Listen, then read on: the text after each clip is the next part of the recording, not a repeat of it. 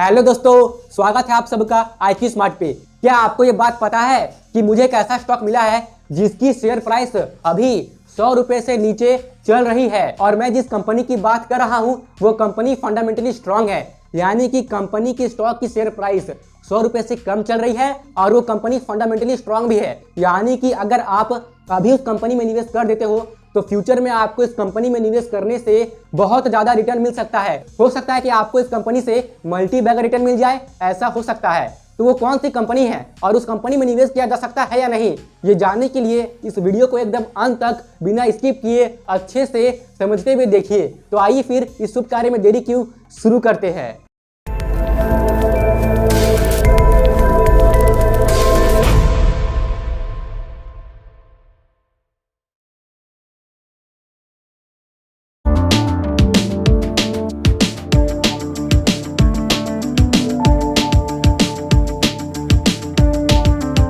तो मैं जिस कंपनी की बात कर रहा था उस कंपनी का नाम है वेल्सपन इंडिया लिमिटेड। और आपके लिए अच्छी बात यह है कि इस कंपनी का शेयर प्राइस मात्र 68.4 रुपीस के आसपास चल रहा है, यानी कि बहुत ही कम शेयर प्राइस है, क्यों है ना। और अक्सर मैं अपने वीडियोस में ये बोलते रहता हूं कि आप केवल कंपनी के शेयर प्राइस को मत देखिए।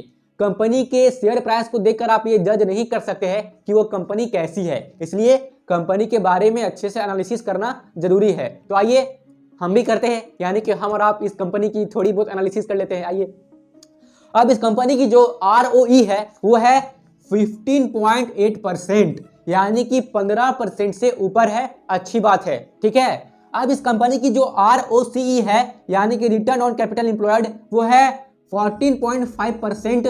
जनरली मेरे लिए वही कंपनी अच्छी होती है निवेश करने के लिए जिसकी ROCE कई सालों से 15% से ऊपर हो, लेकिन यहाँ पे तो ROCE 14.5% है। चलिए कम से कम 12% से तो ऊपर है ना, तो ये भी ठीक है ना।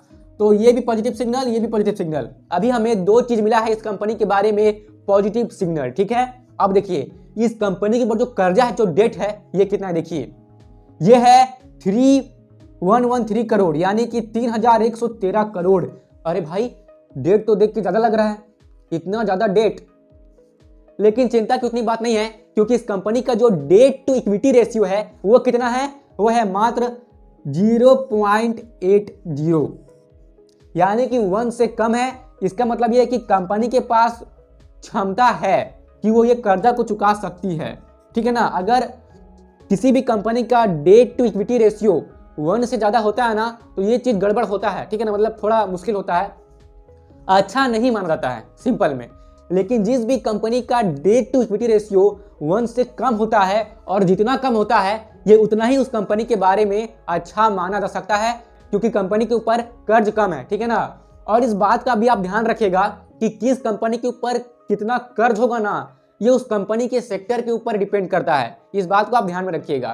तो मतलब जनरली हम ऐसा मान के चलते हैं कि अगर आप जिस भी कंपनी में निवेश कर रहे हो ना, तो उस कंपनी का डेट टू इक्विटी 1 से कम होना चाहिए, जो कि इसका है, तो आप ठीक ठाक मान सकते हो। यानी कि आप ऐसा मानकर चल सकते हो कि आप इस कंपनी में अगर निवेश करते हो तो ये ठीक हो सकता है, क्योंकि इस कंपनी का डेट टू इक्विटी रेशियो 1 से कम है। ओके, ठीक ही है, कंपनी के पास क्षमता है कर्जा चुकाने का, ठीक है। अब इस कंपनी की जो टोटल एसेट्स है वो कितनी है, वो है 9230 करोड़, यानी कि 9230 करोड़, जो कि अच्छी बात है, क्योंकि इस कंपनी की जो लायबिलिटीज है वो कितनी है, 5235 करोड़, यानी कि इस कंपनी में उसके एसेट्स के मुकाबले लायबिलिटी कम है और अच्छी खासी कम है, जो कि पॉजिटिव सिग्नल है। यहाँ पे मैं न्यूट्रल हूँ, ना ही पॉजिटिव ना ही नेगेटिव, क्योंकि डेट टू इक्विटी रेशियो भले ही 1 से कम है लेकिन 0.80 है, यानी कि थोड़ा ज्यादा तो है, इसलिए यहाँ पे मैं न्यूट्रल हूँ, ठीक है ना। और यहाँ पे मैं पॉजिटिव सिग्नल दे रहा हूँ क्योंकि इस कंपनी के पास जो एसेट्स है उसके मुकाबले इस कंपनी की जो लायबिलिटी है वो थोड़ी कम है, थोड़ी क्या, ठीक ठाक कम है। तो यहाँ मैं देता हूँ पॉजिटिव सिग्नल, ठीक है। अब इस कंपनी की जो प्रॉफिट ग्रोथ है जो मुझे दिखा, वो दिखा माइनस में, कितना, -66.7%, जो कि मुझे ठीक नहीं लग रहा है और ये चीज मेरे लिए नेगेटिव ग्रोथ है, तो मैं यहाँ क्रॉस करूंगा, ठीक है। अब देखिए, आप जिस भी कंपनी में निवेश करते हो तो वो कंपनी प्रॉफिट कमाएगी, तभी तो आपके इन्वेस्ट किए हुए मतलब कि उस कंपनी के शेयर की प्राइस बढ़ेगी। और जब कंपनी की शेयर प्राइस बढ़ेगी तभी तो आपकी इन्वेस्टमेंट वैल्यू बढ़ेगी और आपको अच्छे रिटर्न्स मिलेंगे। और जब कंपनी प्रॉफिट कमाएगी ही नहीं, कंपनी के पास प्रॉफिट ग्रोथ उतनी होगी ही नहीं, तो उस कंपनी की शेयर प्राइस भी उतनी नहीं बढ़ेगी। सिंपल है, कंपनी की शेयर प्राइस लॉन्ग टर्म में कितनी हद तक बढ़ सकती है ये सीधा सीधा कंपनी के बिजनेस और प्रॉफिट ग्रोथ पे डिपेंड करता है। इसलिए प्रॉफिट ग्रोथ का पॉजिटिव में होना और थोड़ा ज्यादा होना जरूरी है। और इस कंपनी का जो प्रॉफिट ग्रोथ है वो है -66.7%, जो कि हाईली नेगेटिव सिग्नल है इस कंपनी में निवेश करने के लिए। अब आइए आगे देखते हैं कि आगे क्या है। अब इस कंपनी की जो प्लेज्ड परसेंटेज है, यानी कि प्रोमोटर्स ने अपने कितने शेयर गिरवी रख के पर्सनल लोन उठाया है, तो ये 0% है। जनरली अगर प्रोमोटर मतलब जो प्लेज परसेंटेज है वो अगर 2% के आसपास होता है तो ठीक रहता है। प्लेज परसेंटेज 2-3% से ज़्यादा अच्छी बात नहीं है, और यहाँ 0% है यानी कि अच्छी बात है। इसका मतलब यह है कि कंपनी ने अपने शेयर गिरवी नहीं रखे हैं, जो कि हुआ पॉजिटिव सिग्नल। ठीक है, अब इस कंपनी की जो नेट प्रॉफिट वो है 212 करोड़, जो कि बहुत अच्छी बात है। अब इस कंपनी का जो एवरेज ROE है 3 सालों का वो है 16.1%, अच्छी बात है। अब इस कंपनी की जो P रेशियो है वो है 28.6, जबकि इस कंपनी का जो इंडस्ट्री PE है वो है 26.9। यानी कि आप ये कह सकते हो कि ये कंपनी का जो ये शेयर प्राइस है इसके हिसाब से ये कंपनी आपको अभी थोड़ा सा इतना सा हाई वैल्यूएशन पे मिल रहा है, लेकिन इसका मतलब ये नहीं है कि केवल आप P रेशियो को देखकर इस कंपनी की वैल्यूएशन जज कर लो। P रेशियो कंपनी की वैल्यूएशन लगाने में काम आता है, लेकिन केवल एक ही चीज यानी कि केवल P रेशियो को देखकर कंपनी की वैल्यूएशन का ठीक ठाक उतने अच्छे से पता नहीं लगाया जा सकता। बस मैं आपको ये कहने के लिए मतलब थोड़ा बहुत समझने के लिए बोलता हूँ कि अगर P रेशियो इंडस्ट्री P से ज्यादा है तो आप ऐसा मान सकते हो कि कंपनी अभी थोड़ा सा हाई वैल्यूएशन पे है, इस कंपनी का स्टॉक अभी अंडर वैल्यूड नहीं है, तो ऐसा मान सकते हो P रेशियो को देखकर। मैं क्या बोलना चाहता हूं, क्या आपको ये चीज समझ में आ रहा है? मैं बस ये बोल रहा हूं कि केवल P रेशियो को देखकर कंपनी की वैल्यूएशन को जज आप नहीं कर सकते हो, लेकिन P रेशियो को देखकर कंपनी का वैल्यूएशन का थोड़ा बहुत अंदाजा लगाया जा सकता है। जैसा कि यहाँ पे लग रहा है कि P रेशियो 28.6 है, जबकि इस कंपनी का इंडस्ट्री PE 26.9 है, यानी कि थोड़ा सा हाई वैल्यूएशन है। बस आप इतना माइंड में रखिए, कंफ्यूज मत होइए, ये बहुत ही सिंपल चीज है। बस आप मेरे वीडियोस को लगातार देखते रहिए, आपको धीरे धीरे सब कुछ समझ में आने लगेगा, आप बेफिक्र रहिए। ठीक है, अब इस कंपनी का जो होल्डिंग पैटर्न है वो देखिए।